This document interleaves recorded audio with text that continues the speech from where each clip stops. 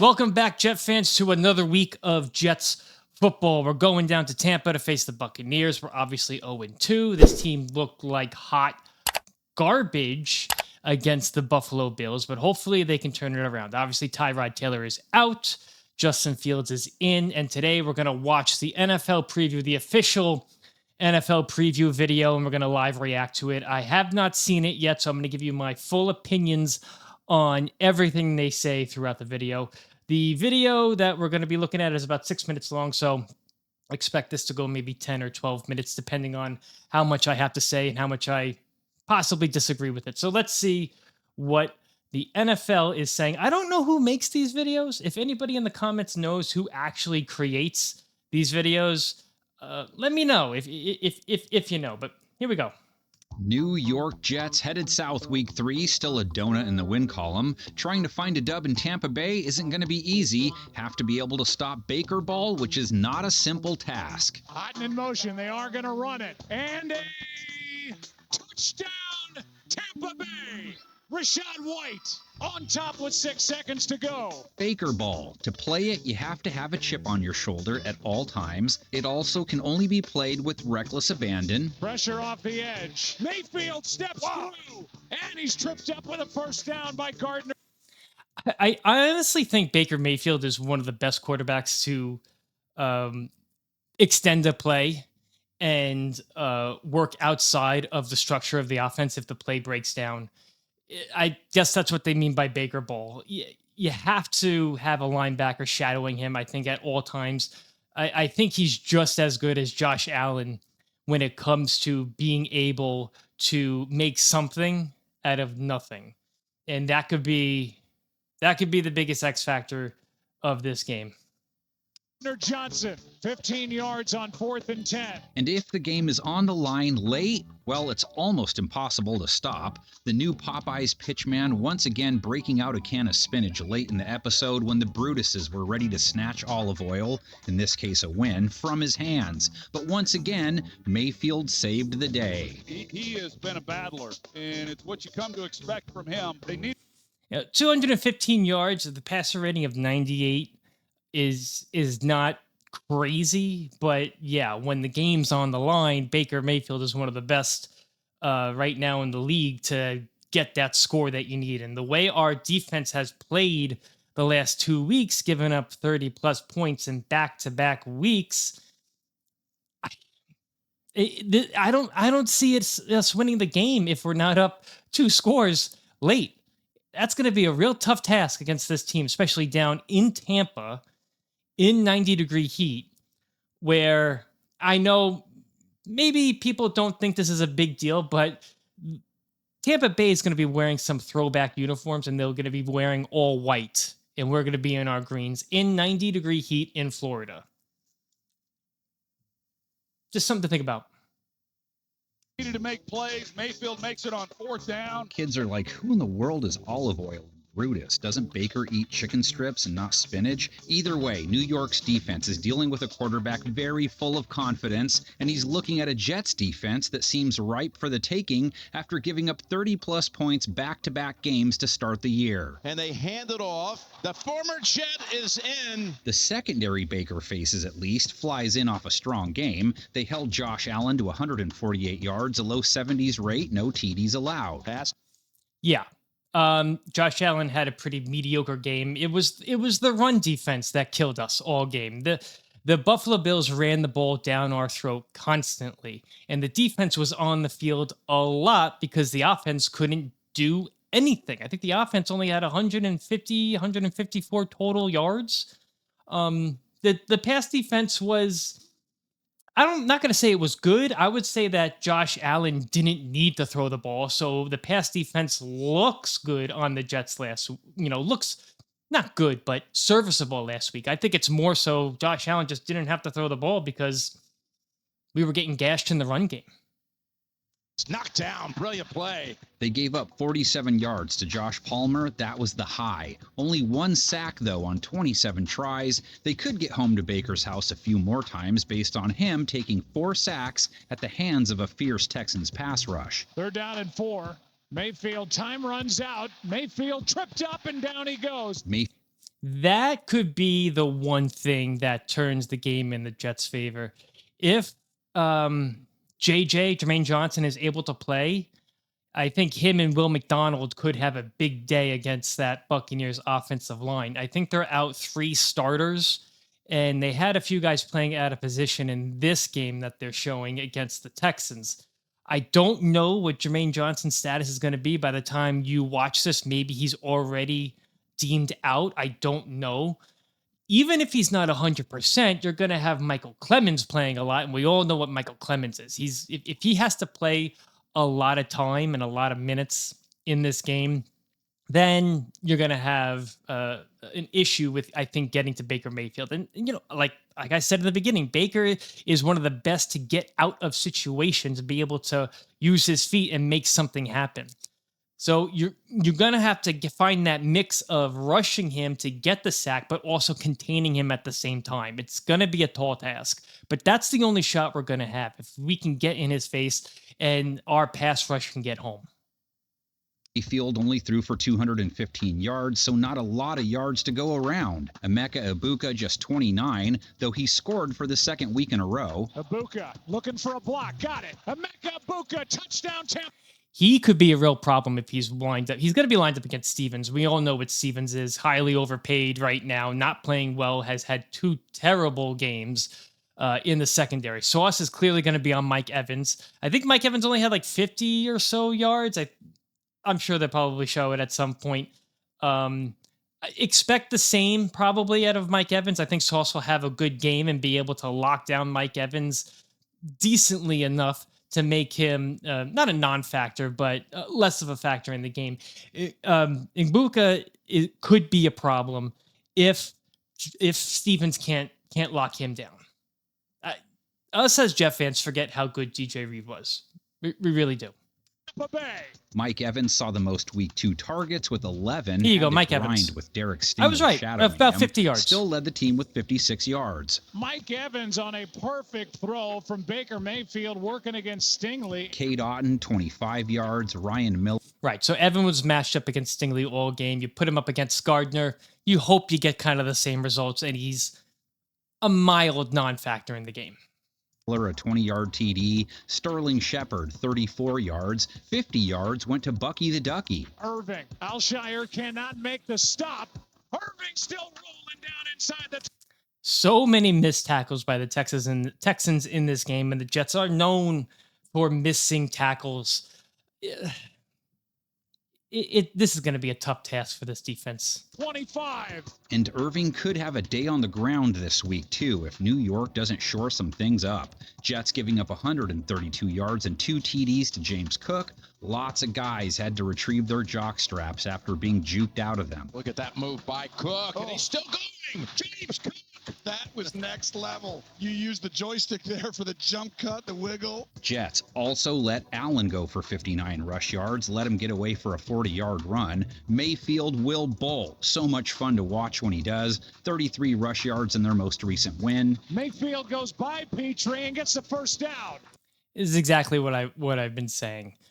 The Jets have an issue containing the quarterback, or at least they did last week, containing the quarterback when they put on a heavy pass rush. They didn't have to really worry about that week 1 because Aaron Rodgers is 41, going to be 42, and he's very limited in his mobility. But when you're facing a younger quarterback like Baker Mayfield, like Josh Allen, it's a serious problem. And I think our linebackers are not, at least last week, played terrible. Over pursuit, blitzed when they shouldn't have been blitzing, and caused so many holes for Josh Allen to step up in pockets and make things happen with his legs. And then there's the backs. Rachaad White, 65 yards, 6.5 per run last week. And White just keeps rumbling. The ground game is working for Tampa Bay. 6.5 yards per carry is an issue, is a big issue. It's going to come down to Quinnen and Phillips in the middle to plug up those lanes. And if the linebackers can actually game plan well, it's going to come down to the coaches to game plan well and help the linebackers understand where the ball's going. The entire defense last week against the Bills just over pursuit everything, and it played right into the Bills' hands. White had the game-winning paint job, too. Irving with 71 yards, hitting at 4.2 a carry. Irving, nice move. A gain of 10. Jets' own rush attack is a little up in the air this week. The whole offense is, with Justin Fields trying to recover from a concussion. He looked plenty rattled before he got hurt. 3 for 11, 27 yards. Offense was dazed and confused all game. 10 points, 0 for 11 on third down after their promising Week 1 showing. Just small side tangent. I kind of reviewed this play on a previous video. Having a rookie Mason Taylor block Joey Bosa was possibly the dumbest thing that I saw from the offense the entire week. The Jets offense is totally up in the air. I don't know what they are. I don't know if they're the Week 1 team that we saw against the Steelers. I don't know if they're the Week 2 team we saw against the Bills. I don't know. The Bills' front seven did a really good job at confusing the offensive line and creating lanes for rushers that got into Justin Fields' face. They knew if they could get in Justin's face, then he was going to start second guessing and holding the ball, and then everything breaks down from there. If you don't have a legitimate passing game, your running game takes a hit as well, and nothing worked. Absolutely nothing worked. You would hope that Tyrod coming in plays way better, is able to see the defense, is able to diagnose just because he's been in the league a lot longer. Oh, they're on him again. It's Bosa forcing the fumble. If he can't go, it's the Tyrod Taylor show. We already know he can't go. He's been ruled out. This video must have been made a few days ago. He's already been ruled out. It will be Tyrod Taylor, and Brady Cook is being elevated from the practice squad to be the QB2. Tyrod Taylor, I just worry about his durability.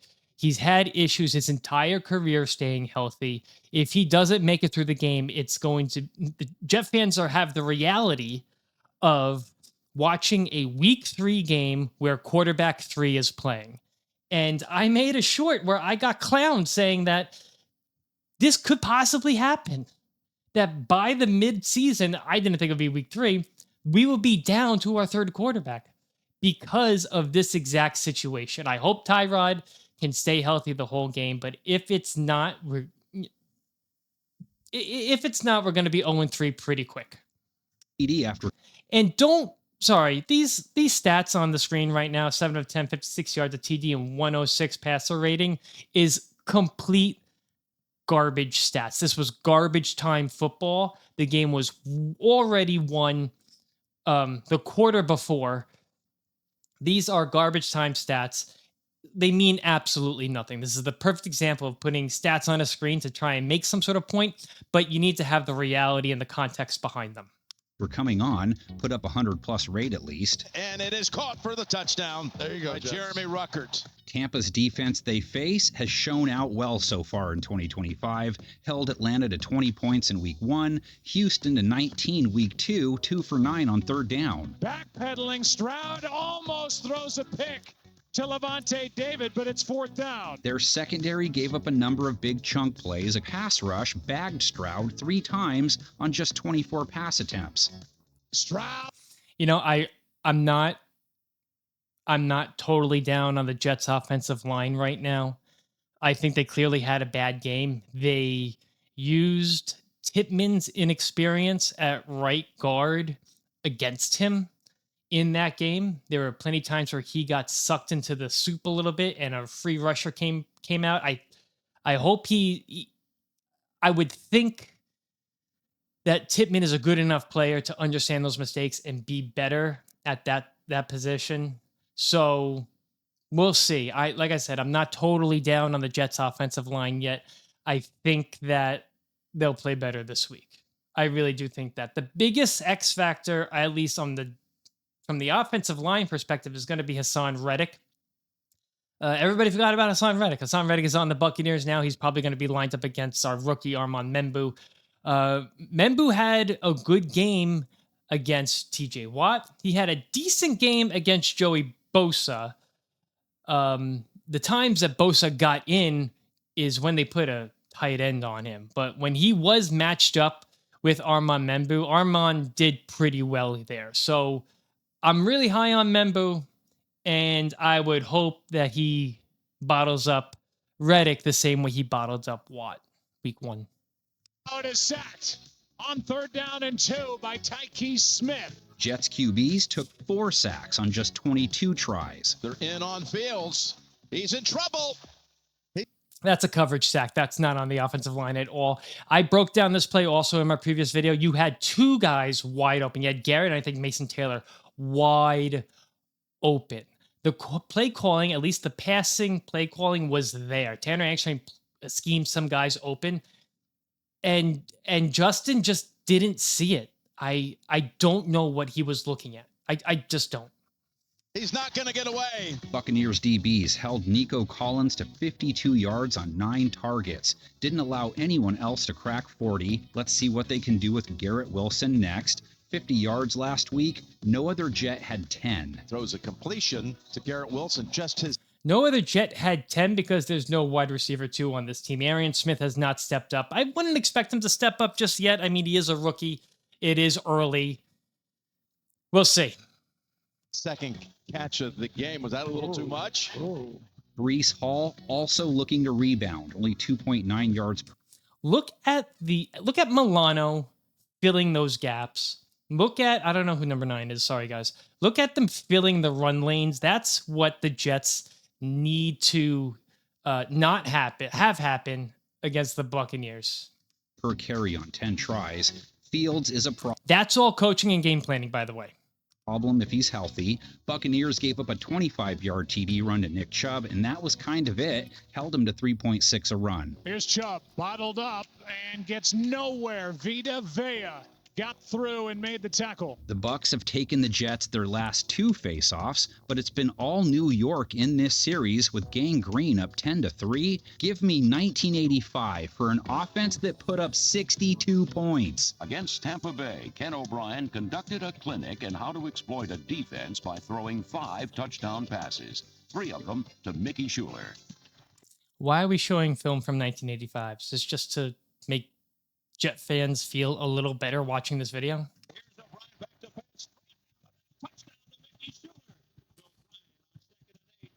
Oh, this is the Schuler 3 touchdown game.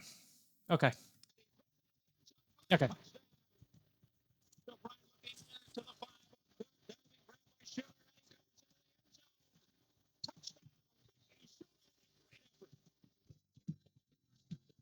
Al Toon's 78-yard catch and run highlighted a 62-28 win.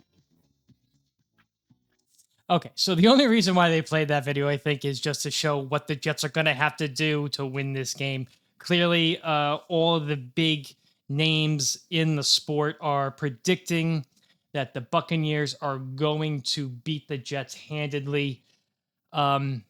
I think we're going to lose this game. I think we're going to lose handedly, just as they say. But if the Jets can keep it close, I have some hope. Interestingly enough, if Tyrod Taylor cannot make it through the game and Brady Cook is in, at least you get to see what Brady Cook is. Undrafted free agent out of Mizzou. Who knows? And like I said in the beginning of the video, I do think that there'll be a pretty interesting factor with the Buccaneers wearing their white jerseys strategically. I think it's their first home game. I'm not sure. I could be wrong on that. Wearing their white jerseys at home in 90-degree heat. You know, there's always something to be said about that. The Miami Dolphins have it perfect. If you ever watch pictures of their stadium, they always wear white at home.